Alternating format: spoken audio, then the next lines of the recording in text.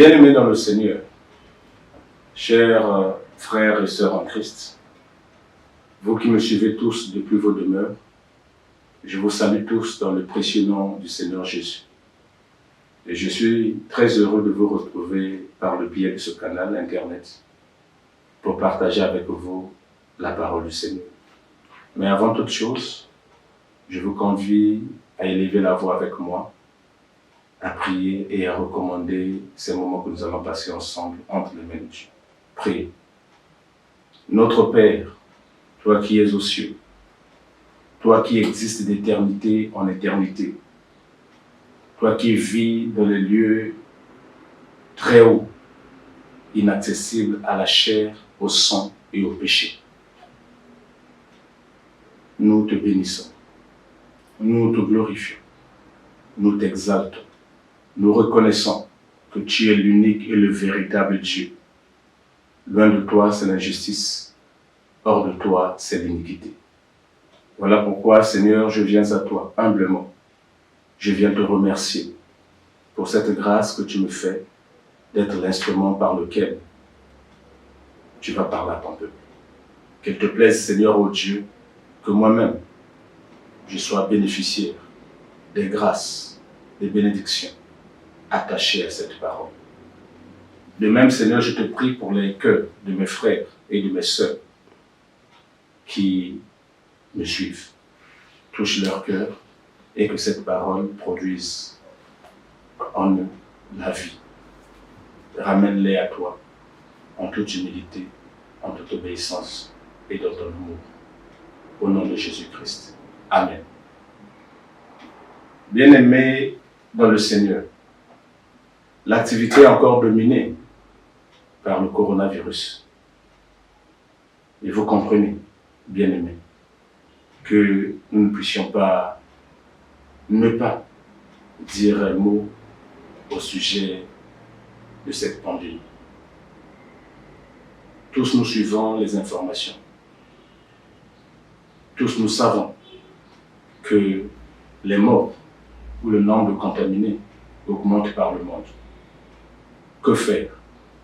Bien-aimés dans le Seigneur, c'est de continuer à combattre, à avancer, de continuer à respecter les mesures de sauvegarde, les mesures de prévention, les mesures barrières pour faire échec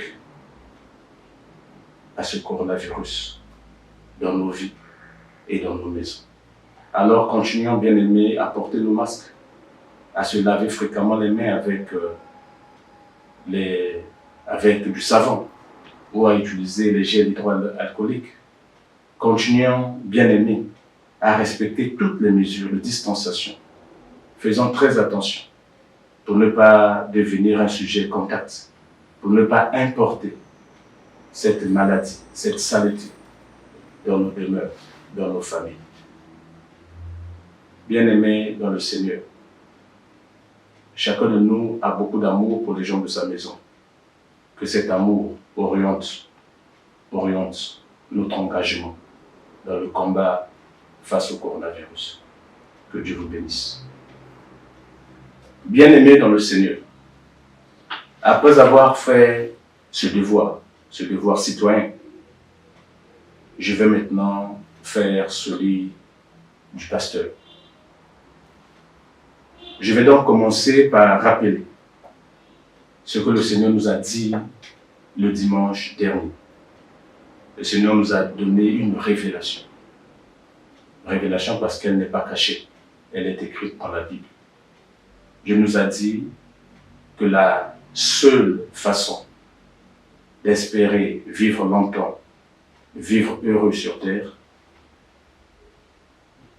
l'un des meilleurs moyens, c'est d'honorer son père et sa mère. C'est de les respecter de leur vivant. C'est d'en prendre soin, surtout quand ils sont affaiblis par la maladie, le poids de l'âge. C'est surtout aussi d'honorer, de respecter leur mémoire après qu'ils nous aient quittés. Dieu qui est Dieu et qui tient à ce que sa parole s'accomplisse, nous dit aussi que toute personne qui va déshonorer ses parents va attirer sur elle une malédiction, de malheur dans sa vie, mais aussi de mort prématurée. Cette personne va écourter sa vie sur terre. Le Seigneur nous a parlé de malédiction. Ça, il s'agissait de dire un mot aux enfants, de la relation enfant-parent, parent-enfant. Bien-aimés dans le Seigneur, aujourd'hui le Seigneur revient pour nous parler encore des malédictions. Mais cette fois-ci dans la relation entre un homme et une femme. Le Seigneur nous dit, comme thème, l'Éternel a été témoin entre toi et l'amour de ta jeunesse. Bien-aimé dans le Seigneur, je répète le thème. L'Éternel a été témoin entre toi et l'amour de ta jeunesse. Je répète encore le thème. L'Éternel a été témoin entre toi et l'amour de ta jeunesse. C'est vrai, bien-aimé. Les yeux de Dieu regardent toute la terre. Dieu est au courant de tout ce qui se fait, même dans le secret. Et ici, il est en train de nous dire, à toi mon frère, à toi ma soeur, toi qui te plains, toi qui as des difficultés, toi qui as des problèmes sérieux, que lui, il a été témoin entre toi et l'amour de ta jeunesse. Tu te plains et tu te poses beaucoup de questions du genre, mais pourquoi je n'arrive plus à mener une vie sentimentale sérieuse et stable? Tu te poses des questions encore, un autre pourquoi. Pourquoi je n'arrive plus à me marier ou à me fixer maintenant? Un autre pourquoi que tu te poses au quotidien. Pourquoi je n'arrive pas à enfanter dans mon nouveau foyer? Un autre pourquoi que tu te poses au quotidien. Pourquoi? Mais toutes ces humiliations dans mon nouveau foyer. Un autre pourquoi que tu te poses. Mais pourquoi suis-je devenu si volage comme un papillon? Pourquoi suis-je devenu... j'ai maintenant un mauvais témoignage. Partout où je passe, on me confond à des prostituées. Pourquoi? Pourquoi encore un autre pourquoi? Pourquoi toutes ces difficultés qui ressemblent à des malédictions, des blocages par-ci, des difficultés par-là? Bien-aimé dans le Seigneur, toutes les questions que tu te poses ont une seule réponse. Nous allons découvrir cette réponse que Dieu donne dans sa parole. N'oublie pas que l'Éternel a été témoin entre toi et l'amour de ta jeunesse. Quelle est la réponse que le Seigneur donne-t-il à tes nombreux pourquoi? Découvrons cette réponse dans notre première lecture. Le livre de Malachie, chapitre 2, du verset 14 au verset 16. Je lis dans le nom du Seigneur Jésus. Et vous dites, pourquoi? Et pour ceux qui sont en train de lire leur Bible, le livre de Malachie 2, chapitre 2, du verset 14 au verset 16, le Seigneur dit, et vous dites pourquoi? 3 points de suspension. Comme pour nous dire qu'il y a plusieurs pourquoi que les gens se posent dans leur vie. Plusieurs choses qui leur arrivent, dont ces personnes n'ont pas de réponse. Mais le Seigneur en donne la réponse aujourd'hui. Et vous dites pourquoi? Parce que l'Éternel a été témoin entre toi et la femme de ta jeunesse, à laquelle tu es infidèle, bien qu'elle soit ta compagne et la femme de ton alliance. Tu te dis pourquoi? Mais parce que l'Éternel a été témoin entre toi, mon frère, et la femme de ta jeunesse, à laquelle tu es infidèle, bien qu'elle soit ta compagne et la femme de ton alliance. Tu te poses la question, pourquoi, ma sœur? Mais parce que l'Éternel a été témoin entre toi et l'homme de ta jeunesse, auquel tu es infidèle, bien qu'il soit ton compagnon et le mari de ton alliance.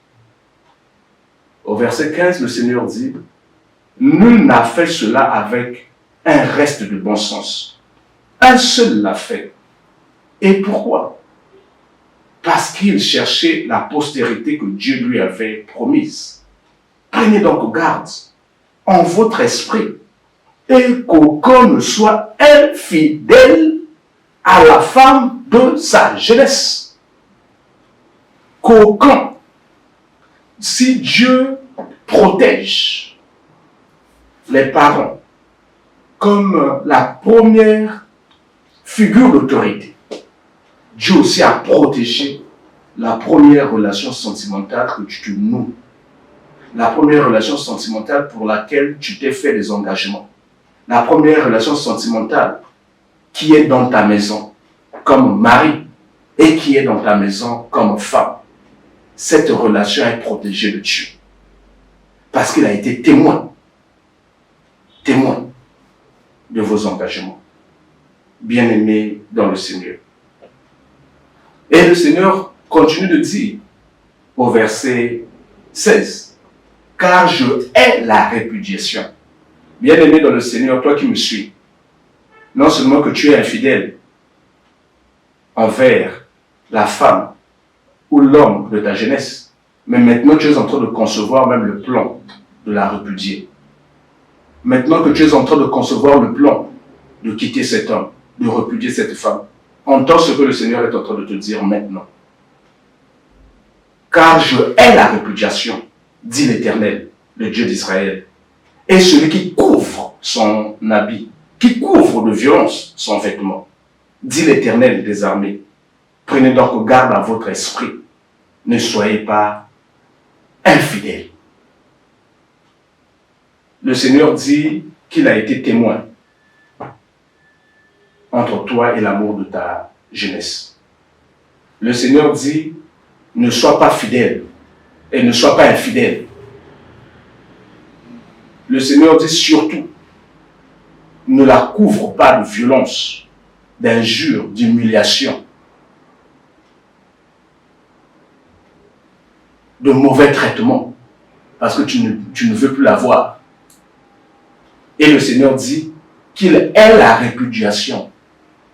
Toi qui conçois déjà de quitter ta femme, la femme de jeunesse. Toi qui prévois déjà, conçois de quitter le mari de jeunesse. Bien-aimé dans le Seigneur. Pourquoi tout ceci m'arrive? Pourquoi je n'arrive plus à me marier? Pourquoi je n'arrive plus à faire des enfants? Pourquoi je n'arrive plus à me stabiliser? Pourquoi je n'arrive plus à avoir un homme qui viendra me prendre en mariage? Pourquoi je n'arrive plus à avoir une bonne épouse? Pourquoi? Pourquoi au niveau de mon travail, les choses vont à volo? Pourquoi au niveau de mes affaires, plus rien ne marche? Bien-aimé dans le Seigneur, une seule raison. Dieu dit, il a été fidèle. Qu'il a été témoin plutôt. Témoin de ton alliance avec l'amour de ta jeunesse. C'est quelque chose, c'est une relation sacrée que Dieu protège. Et Dieu a mis la protection dans sa parole. Il dit qu'il hait la répudiation. Mais de même, Dieu hait l'infidélité qui précède la répudiation. Dieu hait les hommes qui couvrent leurs vêtements de violence, qui couvrent leurs femmes de violence verbale, injure, humiliation. Dieu a horreur des femmes qui couvrent leurs maris, les maris de leur jeunesse, de violence. Bien-aimés dans le Seigneur. Mais une question. Quelle est la raison fondamentale qui peut se faire qu'un homme devienne infidèle à la femme de sa jeunesse et la couvre de violence et la mette à la porte? Quelle est la raison qui puisse faire qu'une femme devienne infidèle au mari de sa jeunesse, le couvre d'humiliation, de honte, et puisse le quitter? Bien-aimé dans le Seigneur, c'est le péché de l'ivresse. Je dis bien le péché de l'ivresse. je répète encore le péché de l'ivresse. Bien-aimés dans le Seigneur nous dit dans sa parole, ne vous enivrez pas de vin, c'est de la débauche. Et c'est vrai. Il n'y a pas que le vin de l'alcool qui rend ivre. C'est vrai. Mais le vin de l'orgueil aussi peut te rendre ivre. Le vin de la colère aussi peut te rendre ivre. Le vin de la réussite aussi peut te rendre ivre. Le vin de la suffisance peut te rendre ivre. Au point, bien-aimé dans le Seigneur, de devenir aveugle, de devenir ingrat, de devenir sourd, de ne plus avoir un minimum de bon sens à l'égard de la personne qui a enduré des sacrifices pour toi. De la personne qui a pris sur elle un certain nombre d'humiliations pour te pousser à réussir dans la vie. Dieu a été témoin. Bien-aimé dans le Seigneur. Nous allons prendre le cas d'une brave femme, mais qui a été éconduite, repudiée, comme une malpropre, à cause de l'ivresse. D'autres me diront, oui, c'était la volonté de Dieu. Je répète, c'était la volonté de Dieu pour cette femme. Vasti, la reine Vasti. Mais supposons que la reine Vasti était ta fille. Tu diras aussi que c'est la volonté de Dieu. Supposons que toi, tu étais la reine Vasti. Tu vas dire aussi que c'est la volonté de Dieu. Supposons que la reine Vasti soit ta sœur. Tu vas dire aussi que c'est la volonté de Dieu. Bien-aimé dans le Seigneur, les cas ne sont pas toujours les mêmes. Aucune de nos sœurs n'acceptera d'être à la place de la reine Vasti. Toutes veulent être des Esther, mais personne ne veut être la reine Vasti. Lisons cela dans le livre d'Esther, au chapitre 1 jusqu'au verset 19. C'est une longue lecture, mais nous allons nous arranger à prendre des parties pour passer à l'essentiel. Lisons au nom du Seigneur Jésus.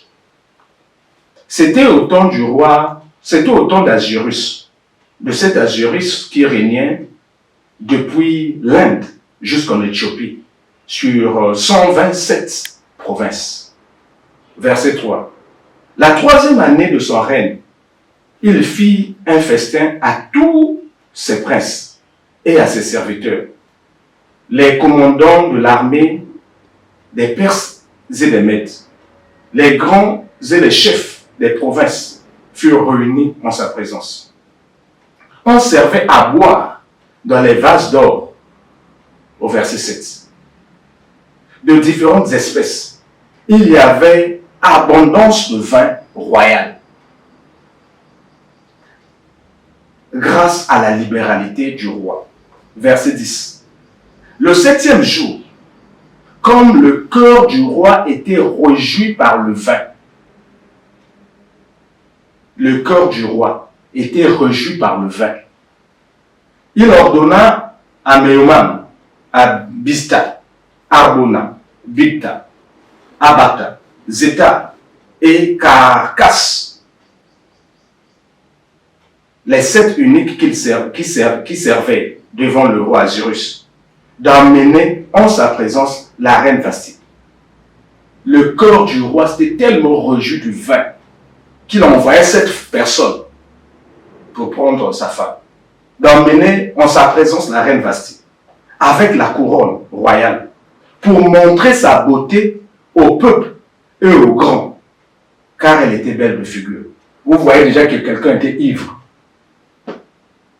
C'est-à-dire, il se plaît maintenant parce que son cœur s'était réjoui du vin. Il avait beaucoup bu. Il était devenu ivre, d'un état d'ébriété avancé. Il demande qu'on emmène sa femme pour l'exhiber devant le peuple et devant ses grands. Verset 12. Mais la reine Vasti refusa de venir quand elle reçut par les eunuques l'ordre du roi. Et le roi fut très irrité. Lui qui s'était réjoui à cause du vin, qui était ivre, il fut très irrité. Deuxième type d'ivresse. Avant, c'était l'ivresse liée à l'alcool. Son cœur s'était réjoui du vin royal. Maintenant, c'est une autre forme d'ivresse, la colère qui se monte. Et le roi fut très irrité. Il fut enflammé de colère. Verset 15. Quelle loi, dit-il, faut-il appliquer à la reine Vasti pour n'avoir point exécuté ce que le roi Azirus lui a ordonné par les eunuques? Verset 19. Si le roi trouve bon qu'on publie de sa part et qu'on inscrive parmi les lois des Perses et des Mèdes, avec défense de la transgresser, une ordonnance royale d'après laquelle Vasti ne paraîtra plus devant le roi Azirus et le roi donnera sa dignité de reine à une autre qui soit meilleure qu'elle. Bien-aimé dans le Seigneur, ça peut être ta sœur, celle-là. Bien-aimé dans le Seigneur, ça peut être une bonne connaissance à toi. Voici comment cette femme termine sa vie, perd sa dignité, son foyer, parce que le mari avait bu, un peu trop bu. Il était dans l'ivresse, dans un état d'ébriété avancé. Il voulait que sa femme soit maintenant comme un objet, comme un animal de zoo, comme un exhibe devant les gens. Et le drame de cette femme, c'est qu'elle dit non, mon mari a trop bu. C'est pas normal. Non, aujourd'hui, je ne vais pas venir. Il a l'habitude de m'humilier comme ça. Non, aujourd'hui, non, pas aujourd'hui. Ça suffit. La Bible ne nous dit pas combien d'années cette femme avait passé aux côtés de ce roi. La Bible ne nous dit pas combien d'enfants ils ont eu. La Bible ne nous dit pas quelle est sa contribution au rayonnement de cet homme. Parce que la sagesse populaire dit que derrière un grand homme se trouve une grande dame. On ne nous dit pas. Mais on nous dit seulement la triste fin dramatique de cette femme. Elle fut repudiée, sans autre procès, avec interdiction de voir le roi. On a publié son nom partout, humilié, parce que son mari était devenu ivre. Il avait trop bu. Bien-aimé dans le Seigneur, l'ivresse peut venir de l'alcool, peut venir de la réussite, peut venir de l'orgueil, peut venir de la suffisance, peut venir de l'élévation sociale. L'ivresse. L'ivresse nous rend sourds. L'ivresse nous rend aveugles. L'ivresse nous rend insensibles. L'ivresse nous rend amnésiques. L'ivresse nous rend insensibles. L'ivresse nous rend orgueilleux. L'ivresse nous rend inconscients. L'ivresse nous rend méprisants. L'ivresse nous rend ingrats. Bien-aimé dans le Seigneur, toi qui mènes ta vie avec la femme de ta jeunesse, toi qui mènes ta vie avec le mari de ta jeunesse, Dieu te demande de fuir l'ivresse. Dieu dit, ne vous enivrez pas de vin. Quelle que soit la nature de l'ivresse, fuis ce péché. Surtout ne commets pas l'erreur, à cause de ce péché, de devenir infidèle à la femme de ta jeunesse. Si tu l'as été, même si les choses sont réconciliées, il faut lui demander encore pardon. Et si les choses ne sont pas réconciliées, ne sont pas améliorées, maintenant que tu écoutes cette parole et que tu sais que tu es infidèle à la femme de ta jeunesse, pour laquelle Dieu a été témoin, tu es infidèle au mari de ta jeunesse, auquel Dieu a été témoin. Ma soeur, mon frère, il est temps de revenir au Seigneur et de demander pardon. Parce que ton problème, ce n'est pas seulement avec ce monsieur. Ton problème, ce n'est pas seulement avec cette femme. Ton problème, c'est maintenant avec Dieu. Dieu dit qu'il a été témoin. Bien-aimé dans le Seigneur, voilà pourquoi plusieurs souffrent des malédictions et des problèmes dont ils n'arrivent pas à expliquer. Voici l'image de cet homme qui vient d'être élu ou qui vient d'être nommé à des hautes fonctions. Et là, il découvre que sa femme n'est pas assez belle. Sa femme n'a pas un bon niveau. Sa femme ne parle pas assez bien français. Parce que dans son milieu, des autorités, des grands cadres, la femme d'un tel parle et soutient les débats. La femme d'un tel parle et soutient les débats. Et là, il commence à lorgner aux jeunes filles, aux jeunes collaboratrices autour, et à mépriser celle qui a payé le prix pour qu'il devienne ce qu'il est aujourd'hui. Mon bien-aimé, n'oublie pas que Dieu a été témoin de cette affaire. Et que ton problème, ce n'est pas avec cette femme pour laquelle tu es infidèle. Le problème, c'est avec Dieu. Bien-aimé dans le Seigneur, c'est le cas de cet homme, ce nouveau riche, accidentellement riche, qui oublie tous les sacrifices de sa femme,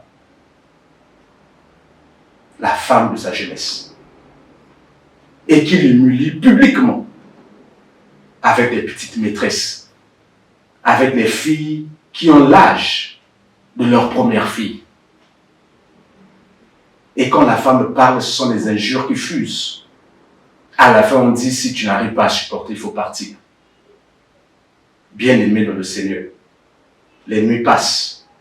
Que ce soit la femme qui est maintenant traitée d'illettrée, la femme qui n'a maintenant pas de niveau. Tu découvres maintenant que ta femme n'a pas de niveau. Maintenant, là. Après tant d'années de vie commune. Parce que toi, tu es devenu autorité. Tu vas dans les banquets. Maintenant que tu découvres que ta femme n'est pas assez belle. Parce que tu as vu les plus belles qu'elle. Alors que quand vous étiez jeune, tu lui avais juré fidélité devant l'Éternel. Et tu disais que tu étais la plus belle au monde. Tu es devenu amnésique à cause de l'ivresse de ton élévation sociale, à cause de l'ivresse de ton argent. Voici ce fiancé, le fiancé de cette sœur, cet homme qui est parti étudier à l'étranger. Et dont une partie du billet a été même assurée par les parents de sa fiancée. Arrivé à l'Europe, après 7 ans, notre sœur t'a attendu 7 ans, mon frère. Notre sœur est restée fidèle, n'a jamais trahi son alliance avec toi. Et tu casses tout ça par un testo, en disant tu es libre, tu peux faire ta vie, tu peux refaire ta vie. 7 ans. Ton problème, ce n'est pas avec cette femme qui pleure. Ton problème, ce n'est pas avec cette sœur qui mouille sa couche avec ses larmes. Ton problème, c'est avec Dieu qui a été témoin de l'amour de ta jeunesse. Oui, cet homme qui a été soutenu, mon frère, ta réussite sociale, a fait de toi un amnésique. Amnésique. Tu as oublié l'ivresse, comme quelqu'un qui a bu, qui a oublié tous les dégâts qu'il a fait hier à cause de son ivresse. Mon frère, fais passer ton ivresse, fais passer ton vin, reviens sur terre, considère que Dieu te jugera, parce qu'il a été témoin de ton amour avec cette dame qui t'a soutenu. Elle t'a soutenu avec le commerce de beignets, mon frère. Nous te voyons quand tu venais manger les beignets. Nous voyons comment cette femme faisait le marché avec son commerce de beignets. Nous voyons comment cette femme t'a soutenu avec le commerce des légumes. Aujourd'hui, tu as fini tes études universitaires. Tu travailles et tu penses qu'elle n'est pas digne de toi. Elle n'est pas digne de toi. Tu l'as oublié. Tu es allé à l'étranger. Tu reviens. et tu reviens déjà avec une autre fiancée. Alors que notre sœur, la vendeuse des beignets, notre sœur, à qui tu as toujours envoyé des messages, attends, j'arrive. Notre sœur, la vendeuse de légumes, est restée fidèle à sa promesse. Et toi, tu reviens au pays avec la fille d'une autorité que tu as rencontrée là-bas, là où tu es allé étudier. Et notre sœur, parce qu'elle est d'une famille pauvre. Notre sœur, parce qu'elle est vendeuse de beignets. Notre sœur, parce qu'elle est vendeuse de légumes. Notre sœur, parce qu'elle n'a pas étudié. Tu as oublié. Toi qui n'avais pas pratiquement de parents à Brazzaville. C'est elle qui t'a pratiquement recueilli et soutenu. Bien-aimé, c'est pas avec elle. C'est avec l'Éternel Dieu qui a été témoin. Bien-aimé dans le Seigneur. Mais c'est le cas de cette femme, prise au village toute jeune par ce vieux instituteur, par cet instituteur qui est allé enseigner dans ton coin, par cet infirmier qui est allé exercer dans ton coin. C'est avec lui que vous êtes revenu au village. Il a tout fait pour t'encourager à aller à l'école, à parfaire tes études. Aujourd'hui, tu as réussi, ma sœur. Tu penses que l'instituteur est maintenant trop vieux. Tu penses que tes diplômes ne s'accommodent pas à un simple infirmier. Toi qui es maintenant médecin. Toi qui es grand cadre de banque.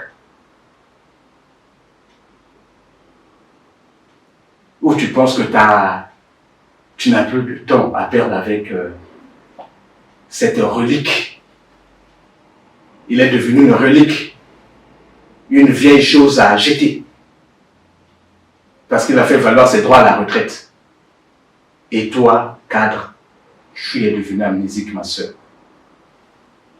Bien-aimé dans le Seigneur, c'est ton cas, ma sœur. Toi qui étais la femme de notre frère sous-officier, qui l'a quitté pour l'officier supérieur. Il est officier supérieur. Rien ne peut lui arriver. D'ailleurs, tu dis publiquement que ton genre de beauté, ta beauté là ne s'accommode pas des sous-officiers. Tu es la femme des officiers. Le problème, ce n'est pas avec ce sous-officier, cet infirmier, cet instituteur que tu as abandonné avec les enfants, que tu as abandonné dans sa détresse. Parce que toi, tu es très calculatrice. Ton problème, ma sœur, c'est avec l'Éternel, qui a été témoin de tous les engagements que tu avais pris à l'égard de cet homme. Ton problème, mon frère, c'est avec l'Éternel, qui a été témoin de tous les engagements que tu avais pris envers cette femme. On ne se moque pas de Dieu. On ne se moque pas, bien-aimé. Et à l'infidélité, tu as ajouté des humiliations. Tu as oublié, mon frère, que cette sœur a abandonné ses études pour se lancer dans le commerce, pour te soutenir. Et que tu disais-tu à l'époque, ah ma sœur, ma femme, tu es en train de te sacrifier pour moi. Tu t'es même mis à dos ta famille. Parce que j'étais un voyou. On me traitait d'un voyou. Un jour, le bonheur va nous sourire. Un jour, ta famille va te respecter. Mon frère, tu as oublié tout ça. Aujourd'hui, le bonheur t'a souri là. Toi, tu as oublié notre sœur.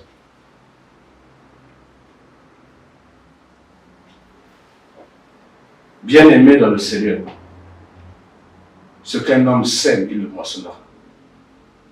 Ces personnes sont en train de pleurer. Toi, tu as refait ta vie, c'est vrai. Le Seigneur ne te demande pas de revenir pour les épouser. Le Seigneur te demande au moins de faire réparation morale, de présenter des excuses pour libérer ton âme et libérer ta vie. Autrement, tu ne vas pas loin, tu ne vas pas réussir, mon frère, ma soeur. Tu as beau prier le Seigneur, aussi longtemps que la personne le mari de ta jeunesse. Aussi longtemps que la personne, la femme de ta jeunesse, est en train de frapper les mains, de pleurer, devant l'Éternel qui a été témoin de votre alliance. Bien-aimé dans le Seigneur, il t'arrivera des choses que tu ne pourras pas expliquer sur terre. Le Seigneur nous dit, un seul l'a fait, parce qu'il cherchait la postérité de la promesse. Bien-aimé dans le Seigneur, celui qui l'a fait, c'est Abraham. Il est arrivé aussi à Abraham la même mésaventure. Abraham avait trahi sa femme. Même avec la complicité de sa femme, Abraham avait trahi. Il a été infidèle. Abraham avait fait un enfant hors foyer. Mais il fut un moment où sa femme ne supportait plus cette relation. Et Abraham était obligé de faire ce que Dieu lui avait demandé. De rompre cette relation extra-conjugale et de continuer avec la femme de sa jeunesse, Sarah. Et pour avoir fait ça, Dieu leur donna un enfant, celui qui a été promis. Bien-aimé dans le Seigneur, cette femme qui a enduré toutes ces souffrances avec toi, qui t'a porté, aujourd'hui tu le mets à la porte parce qu'elle ne conçoit pas.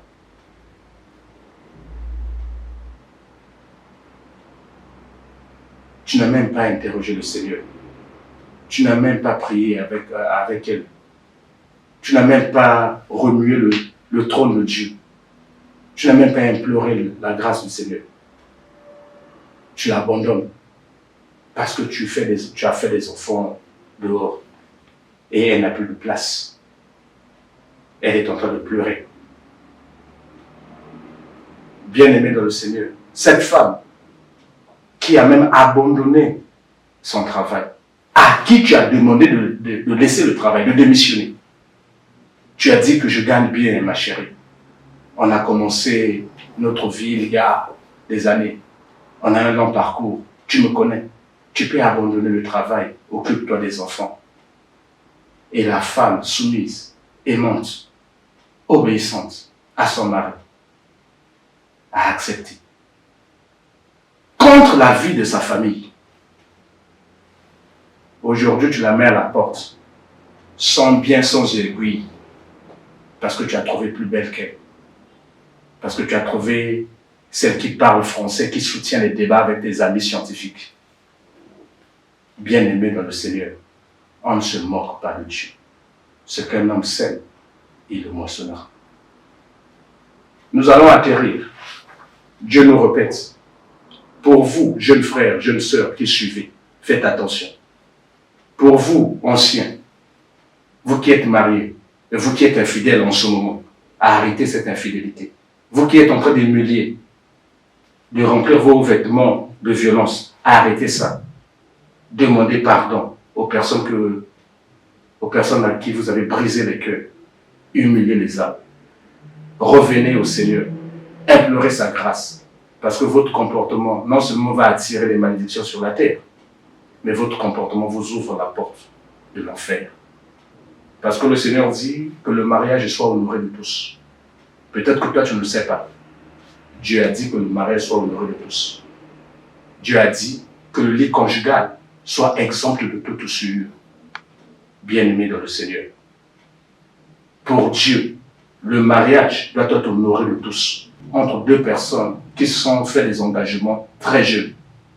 Dieu dit que le lit conjugal doit être exempt de toute souillure, parce que Dieu va juger les impudiques et les adultères pour les envoyer en enfer. Toi tu es impudique, toi tu es adultère, toi tu es ingrat, toi tu es méchant. Tu es devenu amnésique à cause de l'ivresse qui t'a gagné. Reviens à Dieu et Dieu te fera grâce. Implore la grâce, demande pardon et Dieu brisera les malédictions qui sont sur toi. Va vers cette personne que tu avais humiliée il y a 10 ans, il y a 15 ans. Présente tes excuses, présente, demande pardon. Et Dieu effacera ton nom dans le livre de la perdition, dans le livre des malédictions. bien-aimés dans le Seigneur, Dieu a été témoin entre toi et l'amour de ta jeunesse, entre toi et la femme de ta jeunesse à laquelle tu es devenu infidèle, à laquelle tu couvres de violence, d'humiliation, et que tu es en train de prévoir la répudiation. Dieu a été témoin entre toi et le mari de ta jeunesse, pour lequel tu es devenu infidèle, pour lequel tu es en train de concevoir comment quitter. Ma soeur, mon frère, les conséquences sont diverses et variées. Arrête ce projet maléfique. Arrête ce projet satanique. Reviens à Dieu, maintenant qu'il est encore temps. Toi qui l'as fait, on ne te demande pas de renouer avec cette femme. On te demande seulement que tu t'humilies, tu demandes pardon, que tu fasses la réparation. Et si tu as beaucoup eu, si tu as beaucoup gagné, fais même une réparation matérielle, financière.